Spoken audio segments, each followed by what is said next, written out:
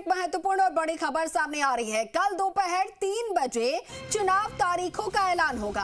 कल चुनाव आयोग की 3 बजे प्रेस कॉन्फ्रेंस होगी और उसमें चुनाव तारीखों का ऐलान किया जाएगा। ये इस वक्त की बड़ी खबर है। देखिए, जैसे ही आयुक्तों के कार्यभार उन्होंने ग्रहण किए हैं और अब संभावना यही थी कि किसी भी वक्त तारीखों का ऐलान हो सकता है। तो ये जानकारी सामने आ गई है कि कल दोपहर 3 बजे चुनाव तारीखों का ऐलान होगा। आपको बता दें, चुनाव आयोग की 3 बजे प्रेस कॉन्फ्रेंस होनी है और इसी में संभवतः चुनाव तारीखों का ऐलान कर दिया जाएगा। ये बड़ी खबर है। कल दोपहर 3 बजे बताया जा रहा है चुनाव आयोग की तरफ से प्रेस कॉन्फ्रेंस और इसमें चुनाव की तारीखों का ऐलान होगा। बेसब्री से इंतजार किया जा रहा था लोकसभा चुनाव को लेकर और जैसे ही चुनाव की तारीखों का ऐलान किया जाएगा, आपको बता दें आदर्श आचार संहिता यहां पर लग जाएगी। चुनाव प्रचार का दौर जो है वो लगातार जारी है। तस्वीरों में आप देख रहे हैं प्रधानमंत्री नरेंद्र मोदी, तमाम जो पार्टियां हैं वो चुनाव यहाँ पर प्रचार में लगी हुई हैं। दूसरी तरफ सीट शेयरिंग को लेकर भी इंडिया गठबंधन जो है लगातार जुटी हुई है। लेकिन अब ये महत्वपूर्ण खबर, जहां पर कल दोपहर 3 बजे चुनाव आयोग की प्रेस कॉन्फ्रेंस और इस प्रेस कॉन्फ्रेंस में लोकसभा चुनाव की तारीखों का ऐलान कर दिया जाएगा। तो बड़ी खबर आपको बता रहे हैं। साथ ही तस्वीरें भी हम आपको दिखा रहे हैं किस तरीके से तमाम जो पार्टियां हैं वो अपने अपने प्रचार प्रसार में जुटी हुई हैं। और दूसरी तरफ हमारे सहयोगी निजाम कंटालिया हमारे साथ फोन लाइन पर जुड़ गए हैं। निजाम, बड़ी खबर, कल 3 बजे चुनाव आयोग की प्रेस कॉन्फ्रेंस होगी। बिल्कुल, देखिए, चुनाव आयोग एक तरीके से क्या है, जिसका लगातार इंतजार किया जा रहा था कि भाई अब कभी भी जो है लोकसभा चुनाव की घोषणा हो सकती है। तो ये आज आखिरकार फाइनली आए गया है कि चुनाव आयोग 3 बजे पीसी करेगा। और इसके साथ ही अगर बात करें तो जो चुनाव कह सकते हैं 3 आयुक्त होने चाहिए, तो वो भी उनकी भी जो है एक पीठ जो होनी चाहिए उसका भी क्लियर हो चुका है।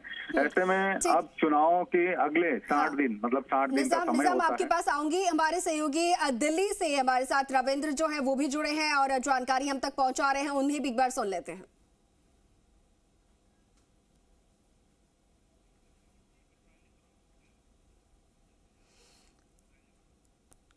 देखिए, हमारे सहयोगी जो है वो हमारे साथ जुड़ रहे हैं और ये बड़ी खबर है जिसको लेकर जानकारी लगातार साझा कर रहे हैं। दिल्ली से भी हमारे सहयोगी जुड़ेंगे और दूसरी तरफ निजाम भी हमारे साथ लगातार जुड़े हुए हैं। जी निजाम, आप अपनी बात पूरी कीजिए।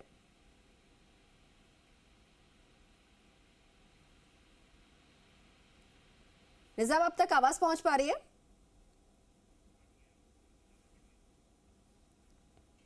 तो देखिए, तस्वीरें हम आपको दिखा रहे हैं। तमाम जो पार्टियां हैं उनमें भी अब हलचल जो है वो तेज होगी, क्योंकि कई गठबंधन ऐसे हैं और खासतौर पर इंडिया गठबंधन की अगर बात की जाए, सीट शेयरिंग को लेकर कई जगहों पर जो मामला है वो अटका हुआ है। तो ऐसे में जब तारीखों का ऐलान हो जाएगा तो उन्हें भी अपनी जो सीट शेयरिंग वाली जो पूरी मामले हैं उनमें तेजी लानी पड़ेगी।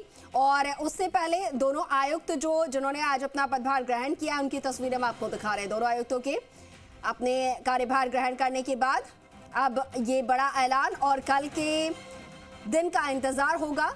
कल दोपहर 3 बजे जब चुनाव आयोग की तरफ से प्रेस कॉन्फ्रेंस की जाएगी, लोकसभा चुनाव को लेकर तारीखों का ऐलान किया जाना है।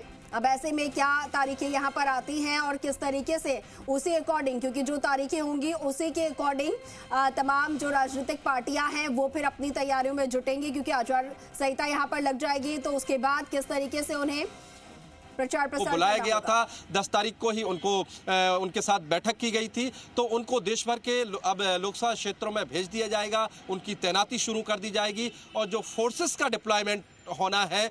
और जी बिल्कुल, हमारे सहयोगी जो रविंद्र हैं वो लगातार हम तक जानकारी पहुंचा रहे हैं कि किस तरीके से जब तारीखों का ऐलान हो जाएगा तो उसके बाद फिर चुनाव आयोग की तरफ से जब तमाम कर्मचारी हैं उन्हें किस तरीके से अपने अपने जिम्मेदारियां दी जाएंगी और वो तमाम राज्यों में पहुंचेंगे। फोर्सेस का डिप्लॉयमेंट यहाँ पर किया जाएगा सुरक्षा के लिहाज 7 या 8 फेज में होगी। ये मान के चलिए कि 20 मई तक ये पूरी प्रक्रिया पूरी कर ली जाएगी। नहीं, 7 से 8 फेज का चुनाव 20 मई से पहले हो जाएगा और 22-23 तारीख को इसका ऐलान भी हो जाएगा कि किस पार्टी को बहुमत मिला है या किस गठबंधन को बहुमत मिला है। और उसके बाद 30 मई तक शपथ ग्रहण होने की पूरी संभावना जताई जा रही है, जिस पार्टी जिस गठबंधन को बहुमत मिलेगा। तो ये पूरी प्रक्रिया है। 16 तारीख को ऐलान हो रहा है, 17 या 18 तारीख को पहले फेज का चुनाव होगा, जिसमें पश्चिमी उत्तर प्रदेश, उत्तराखंड जैसे राज्य भी, हालांकि कई राज्यों में होते हैं पहला फेज में और कई राज्यों में 4 से 5 फेज में भी होते हैं। बंगाल जैसे राज्यों में 4 से 5 फेज में चुनाव होंगे। छत्तीसगढ़ में 2 से 3 फेज में चुनाव हो सकते हैं जो नक्सल प्रभावित है या जहां पर गड़बड़ी की आशंका होती है। बिहार जैसे राज्यों में 3 से 4 फेज में हो सकते हैं। उत्तर प्रदेश चूंकि बहुत बड़ा है, यहाँ भी 4 से 5 फेज में चुनाव होंगे। मध्य प्रदेश भौगोलिक रूप से बहुत बड़ा है, यहाँ भी 2 से 3 फेज में चुनाव होंगे। राजस्थान में 1 फेज में